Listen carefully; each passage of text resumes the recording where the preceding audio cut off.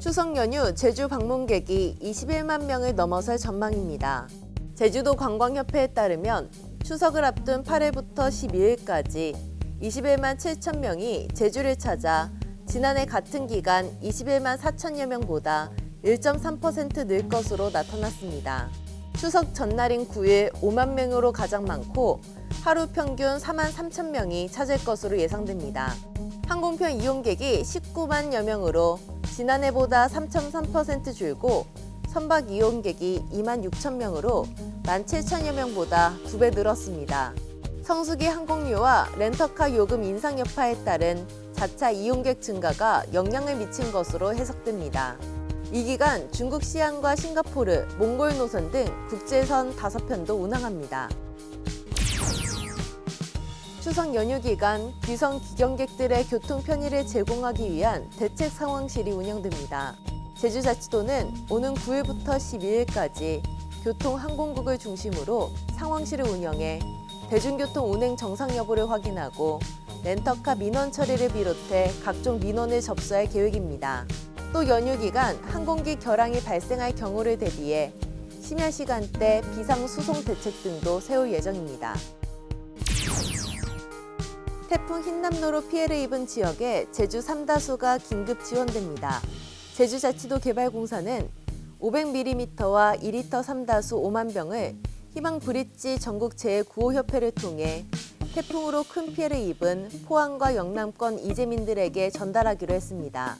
제주개발공사는 지난 3월 강원도 산불 피해 지역에 22만 병, 집중호우 피해를 입은 수도권 지역에도 5만 병의 3다수를 지원했습니다.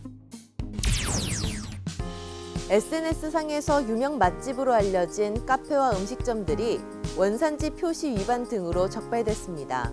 제주자치경찰단은 추석을 앞두고 SNS와 배달앱을 중심으로 부정식품 유통 행위를 집중 단속한 결과 원산지를 거짓으로 표시하거나 유통기한이 지난 식품을 보관한 음식점 12곳을 적발했습니다. 자치경찰은 업장 관계자들을 농수산물 원산지 표시법과 식품위생법 관리 위반 등의 혐의로 입건해 자세한 경위를 조사하고 있습니다. 제주 2호 유원지 개발 사업 시행 승인이 취소됐습니다. 제주자치도는 2호 유원지 개발 사업이 지속적인 시행이 불가능한 것으로 보고 제주특별법 463조에 따라 시행 승인을 취소한다고 밝혔습니다. 사업자인 분마랜드 측은 제주시 2호 1동 27만 6천 제곱미터 일대에 워터파크와 마리나 시설, 콘도미니엄 등을 조성하는 사업 계획을 제출한 바 있습니다. 2호 유원지 사업은 2002년 호텔과 아쿠아리움을 짓는 사업으로 시작됐고 환경 파괴와 경관 사유화 논란에서 15만 3천 제곱미터의 공유 수면을 매립하며 사업이 진행돼 왔습니다. 우수한 기술과 경쟁력을 갖춘 제주 스타트업에 창조금융동반 성장펀드가 지원됩니다. 제주창조경제혁신센터는 주식회사 카카오 예탁금을 기반으로 300억 원 규모의 펀드를 조성해 한 개 기업당 최대 10억 원의 저금리 대출과 2.43%포인트의 이자 감면 혜택을 지원합니다.